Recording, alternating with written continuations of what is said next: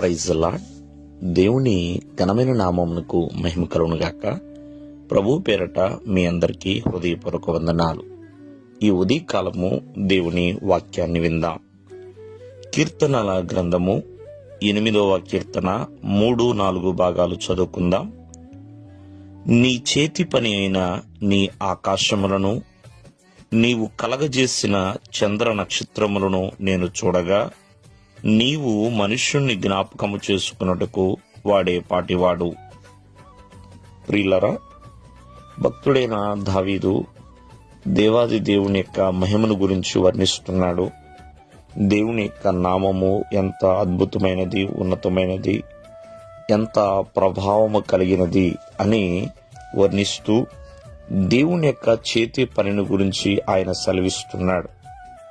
ఎందుకంటే ప్రతి మనిషి వారి వారి చేతి పనుల మీద ఆధారపడి జీవిస్తూ ఉంటారు. ప్రతి ఒక్కరి చేతి పనిని దేవుడు స్థిరపరచువాడు.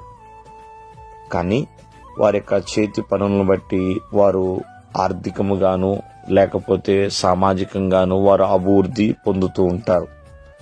మరి దేవాది దేవుని యొక్క చేతి పని ఏంటి? ఆయన తన చేత్తో ఆయన ఏం చేసి ఉన్నాడు అంటే, ప్రియమైన వాళ్ళరా, మరి సృష్టిలో చాలా ఉన్నాయి, కానీ దేవుని యొక్క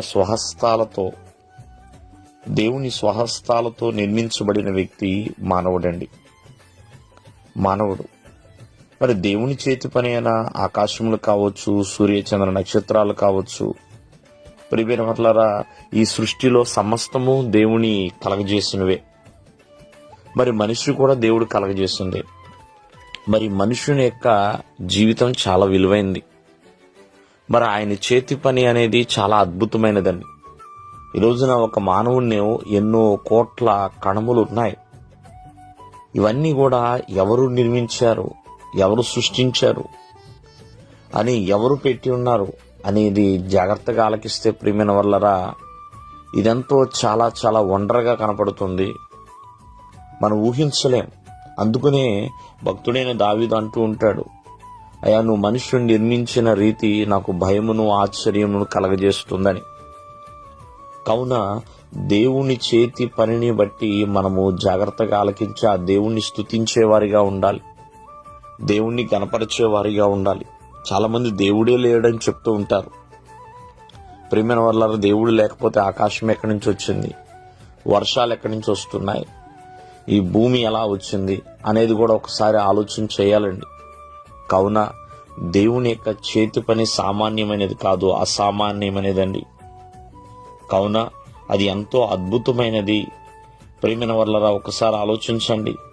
మనము చాలా మంది ఆకాశం వైపు చూస్తూ ఉంటాము. ఆకాశంలో ప్రయాణాలు చేసేవారు ఉన్నారు, చాలా మంది ఆకాశం పైకి వెళ్లే వాళ్ళు కూడా చాలా మంది ఉన్నారు. కానీ అది ఎలా నిర్మించబడింది అనేది చాలా మంది గమనించకుండానే ఉన్నారు. కావున దేవుని చేతి పని చాలా అద్భుతమైనది, ఆశ్చర్యకరమైనది. దేవుడు మిమ్మల్ని ఆశీర్వదించునుగాక. ఆమేన్.